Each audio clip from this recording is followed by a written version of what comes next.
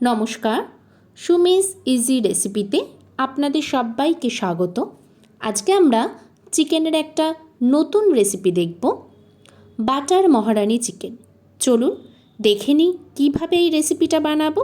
সবার আগে লো ফ্লেমে একটা প্যান বসিয়ে নেব এবং তাতে কিছু গরম মশলা যেমন দারচিনি, 2টো বড় এলাচ, 7-8টা ছোটো এলাচ, 7-8টা লবঙ্গ এবং জায়ফল। এইবার এই গরম মশলাটাকে আমরা লো ফ্লেমে হালকা সাঁতলে নিয়ে সেটিকে মিক্সার গ্রাইন্ডারের একটি বাটিতে ঢেলে নেব এবং মিক্স করে নেব। মশলাটা ঠিক এইভাবে গুঁড়ো হবে। এরপর অপর একটা মশলা বানানোর জন্য 1 টিস্পুন গোটা ধনে, 1 টিস্পুন গোটা জিরে, 1/2 টিস্পুন মৌরি এবং 3টে শুকনো লঙ্কাকে মাঝখান দিয়ে ভেঙে নেব। একইভাবে সেটাকেও লো ফ্লেমে হালকা করে সাঁতলে নিয়ে তারও একটা গুঁড়ো আমরা করে নেব। গুঁড়োটা এমন হবে। এরপর আমরা একটা মাঝারি সাইজের আদা এবং 10-12টা রসুনের কোয়া নিয়ে তারও একটা পেস্ট করে নেব। আমি এখানে শুকনো লঙ্কা দিলাম, এটা অপশনাল, আপনারা নাও দিতে পারেন।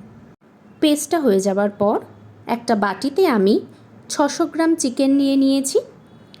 তাতে দিয়ে দেব 2 কাপ মতন টক দই। টক দইটা আমি জল ঝরিয়ে নিয়েছিলাম। এরপর আদা রসুনের যে পেস্টটা আমরা করেছিলাম সেটা দিয়ে দেব এবং যে মশলাটা আমরা গুঁড়ো করেছিলাম সেই মশলাটা দিয়ে দেব। স্বাদ মতো নুন দেব। ভালো কালারের জন্য আমি দিয়ে দেব 1 teaspoon Kashmiri red chilli powder. এখানে আপনারা কাঁচা লঙ্কা বাটাও দিতে পারেন। তারপর কসুরি মেথিকে হাতে একটু গুঁড়ো করে নিয়ে সেটা দিয়ে দেব। এরপর মশলাগুলোর সাথে মাংসটাকে ভালোভাবে ম্যারিনেট করে নেব। ম্যারিনেশন হয়ে যাবার পরে আমি সামান্য কিছু চিনি দিয়ে দেব। এটাও অপশনাল, আপনারা চাইলে এটাকে স্কিপ করতে পারেন। এরপর 2 টেবিলস্পুন মতন আমি সাদা তেল দিয়ে দিলাম। আবারও মাংসটাকে ভালোভাবে মেখে নিয়ে 2 ঘন্টার জন্য ঢাকা দিয়ে আমরা এটাকে রেখে দেব।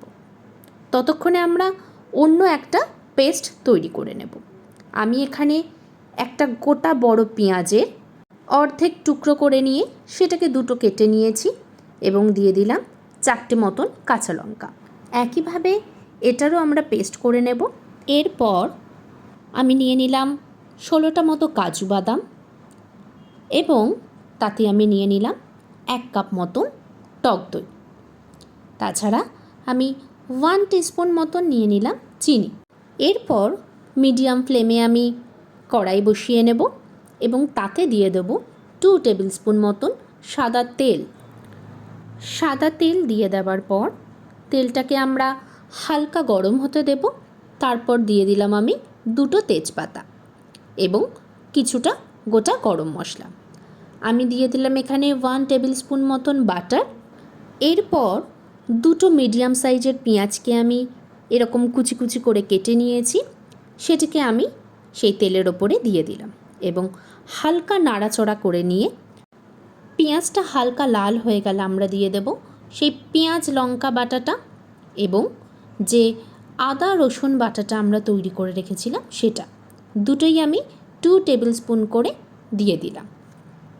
তারপর একটু সেটাকে নাড়াচড়া করে নিয়ে আমি তাতে দিয়ে দেব মাংসর মিশ্রণটা। মাংসটাকে আমরা ঢেলে দিলাম।